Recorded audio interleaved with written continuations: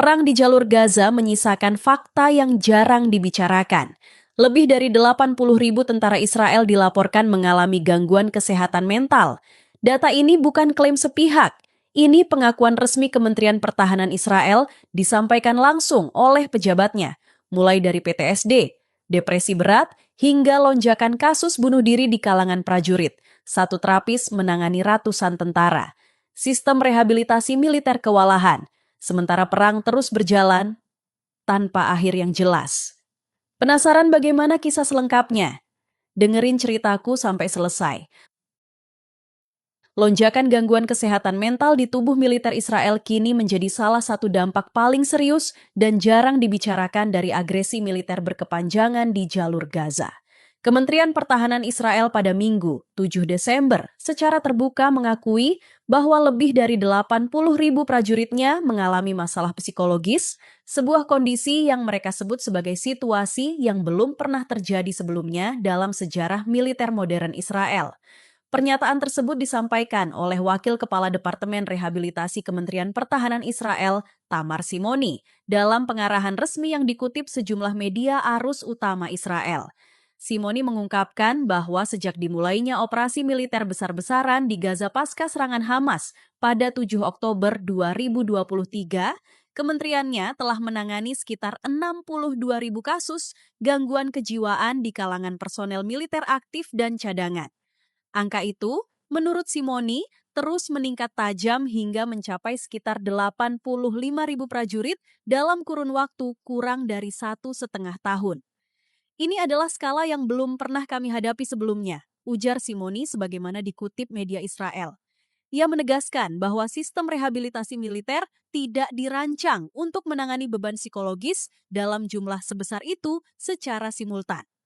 Data internal Kementerian Pertahanan Israel menunjukkan bahwa sekitar sepertiga dari prajurit yang menjalani rehabilitasi mental mengalami gangguan yang secara langsung dikaitkan dengan peristiwa 7 Oktober 2023 dan operasi militer lanjutan di jalur Gaza.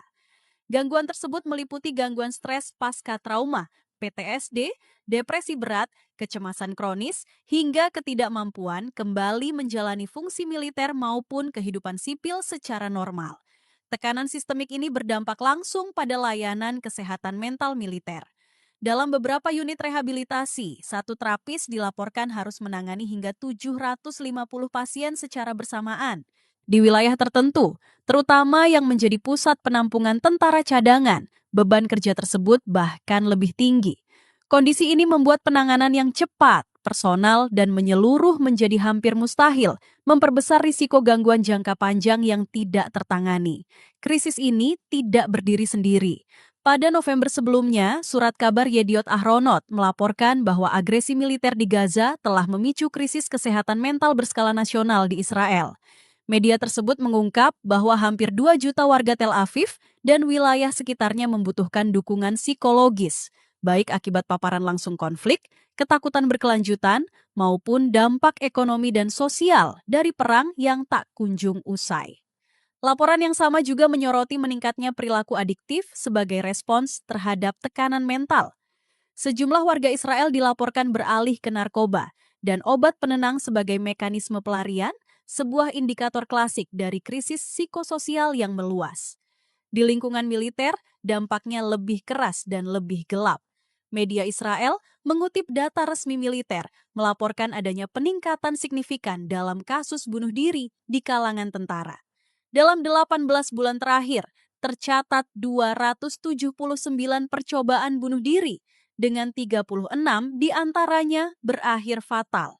Angka ini mencerminkan kegagalan struktural dalam menangani kesehatan mental prajurit di tengah operasi militer intensif yang terus diperluas oleh kepemimpinan politik Israel. Krisis kesehatan mental ini muncul di tengah kritik internasional yang semakin tajam terhadap agresi Israel di jalur Gaza. Sejak Oktober 2023, operasi militer Israel telah menewaskan puluhan ribu warga Palestina, menghancurkan infrastruktur sipil, dan memicu tuduhan pelanggaran hukum humaniter internasional dari berbagai organisasi HAM, termasuk Amnesty International dan Human Rights Watch.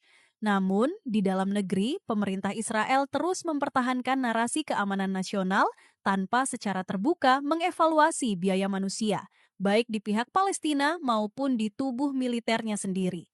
Pengamat politik dan keamanan menilai bahwa data kesehatan mental ini menjadi indikator kuat bahwa konflik Gaza tidak hanya menciptakan kehancuran eksternal, tetapi juga menggerogoti stabilitas internal Israel. Kebijakan militer yang agresif, minim batas waktu, dan syarat kepentingan politik dinilai telah menempatkan prajurit sebagai instrumen yang diperas hingga melampaui daya tahan psikologis mereka. Pengakuan resmi Kementerian Pertahanan Israel, meski penting, juga memperlihatkan keterlambatan negara dalam mengantisipasi konsekuensi sosial dari keputusan politik dan militer yang diambil di tingkat tertinggi. Di balik statistik dan laporan resmi, krisis ini menyingkap realitas bahwa perang modern tidak hanya menghasilkan korban di medan tempur, tetapi juga luka mental yang mendalam dan berkepanjangan.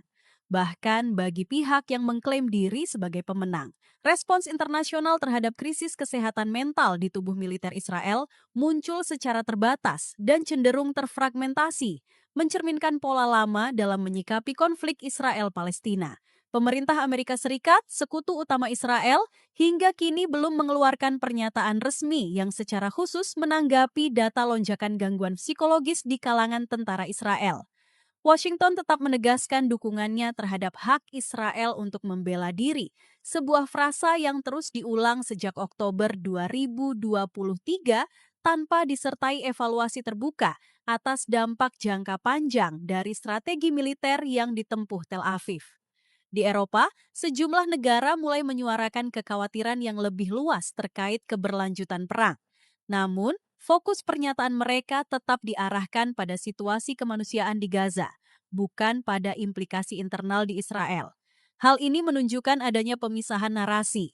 Penderitaan warga sipil Palestina diposisikan sebagai isu kemanusiaan, sementara keretakan psikologis dalam tubuh militer Israel diperlakukan sebagai urusan domestik yang sensitif dan dihindari dari kritik terbuka. Padahal, sejumlah analis keamanan menilai bahwa krisis kesehatan mental ini berpotensi berdampak langsung pada efektivitas dan disiplin militer Israel. Mantan pejabat pertahanan dan pengamat militer Israel yang dikutip media lokal menyebut bahwa kelelahan psikologis massal di kalangan prajurit dapat meningkatkan risiko kesalahan operasional, penggunaan kekuatan berlebihan, serta menurunnya kepatuhan terhadap aturan keterlibatan tempur. Dalam konteks Gaza, di mana Israel telah menghadapi tuduhan pelanggaran hukum humaniter internasional, kondisi mental prajurit menjadi faktor yang tidak bisa diabaikan. Secara geopolitik, situasi ini memperlemah klaim Israel sebagai kekuatan militer yang sepenuhnya terkendali dan presisi. Selama puluhan tahun, Israel membangun citra angkatan bersenjata yang profesional, berdisiplin tinggi, dan siap menghadapi konflik berkepanjangan. Namun, data resmi Kementerian Pertahanan sendiri kini menunjukkan bahwa perang di Gaza telah menembus batas ketahanan institusional tersebut. Ketergantungan pada tentara cadangan, penugasan berulang tanpa jeda pemulihan yang memadai, serta tekanan moral akibat operasi di wilayah padat penduduk sipil menjadi kombinasi yang sulit disangkal. Di dalam negeri, krisis ini mulai memunculkan ketegangan politik yang lebih tajam. Keluarga prajurit dan veteran menuntut transparansi serta peningkatan anggaran rehabilitasi, sementara pemerintah di bawah Perdana Menteri Benjamin Netanyahu terus menghadapi kritik atas keputusan mempertahankan operasi militer tanpa peta jalan politik yang jelas. Oposisi Israel menilai pemerintah sengaja mengaburkan dampak sosial perang demi mempertahankan stabilitas koalisi dan menghindari akuntabilitas publik. Sementara itu, organisasi hak asasi manusia menyoroti ironi yang mencolok. Negara yang mengklaim perang sebagai kebutuhan eksistensial justru gagal melindungi kesehatan mental prajuritnya sendiri. Mereka menilai bahwa pengakuan Kementerian Pertahanan Israel seharusnya menjadi pintu masuk untuk evaluasi menyeluruh terhadap doktrin militer dan keputusan politik yang mendorong eskalasi berkepanjangan di Gaza. Dalam perspektif yang lebih luas, krisis ini menegaskan bahwa konflik Gaza bukan hanya soal wilayah, keamanan, atau diplomasi internasional, melainkan juga tentang harga sosial yang harus dibayar oleh negara yang memilih jalur militer sebagai instrumen utama kebijakan. Luka psikologis yang kini tercatat dalam puluhan ribu prajurit Israel berpotensi